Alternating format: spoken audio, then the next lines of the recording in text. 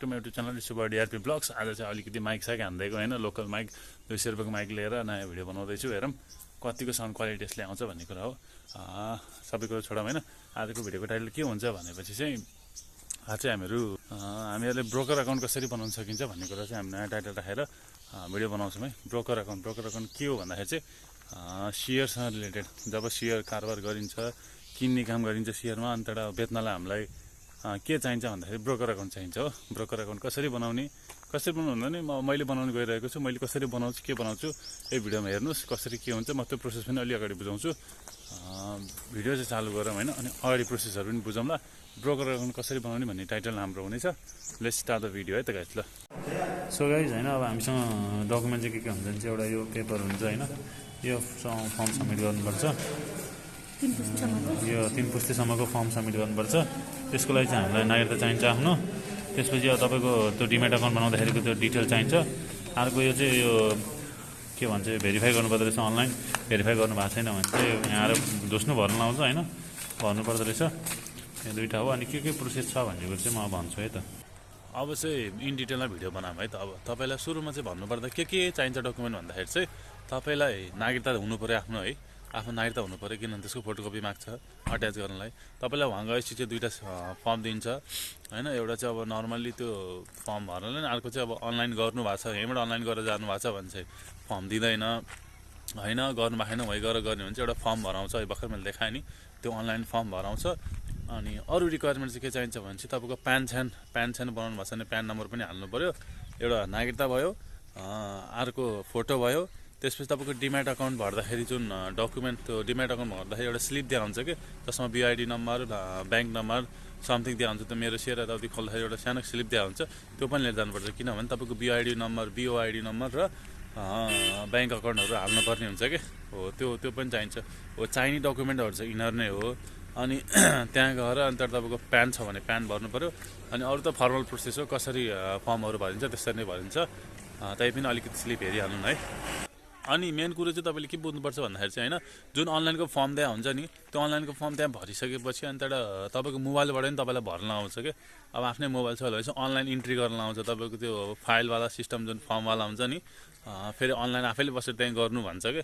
खास उनीहरूले गर्नुपर्ने हो कि के हो थाहा छैन होइन, तर हामीलाई चाहिँ आफैले गर्न आउँछ। उनीहरू त स्टाफहरू के गर्न बसेको खै अचम्म लाग्छ मलाई। त्यही पनि आफैले गर्न पठाउँछ। अनि आफैले गर्ने ठाउँमा चाहिँ तपाईँको साइट TSM 45 समथिङ यस्तै छ। म त लिङ्क दिन्छु, लिङ्क टेन्सन नलिनु होला। यस्तै त्यो लिङ्कमा गएर अनि तपाईँको अनलाइन रेजिस्ट्रेसन गर्नुपर्छ। रेजिस्ट्रेसन गर्नु होला। जुन तपाईँले त्यो फर्ममा अहिले भर्खर देखाएको त्यो फर्ममा लिखित फर्ममा लेखिन्छ, सेम त्यही डिटेल हो हाल्ने।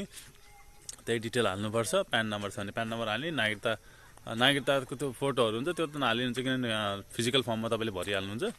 अनलाइन मेन कुरो के बुझ्नु भनेपछि लानु पर्ने चाहिँ नागरिकता, फोटो 1 पिस फोटो, नागरिकता 1 पिस फोटो, अनि जुन डिमान्ड भर्दाखेरिको त्यो स्लिप, अनि प्यान नम्बर छ भने प्यान नम्बर लिएर जानु होला। यति लाने हो। फर्म भर्नलाई उहीँ आफै बसेर भर्ने हो। सोद्धाखेरि सिकाइदिन्छन् पनि, टेन्सन छैन त्यो त।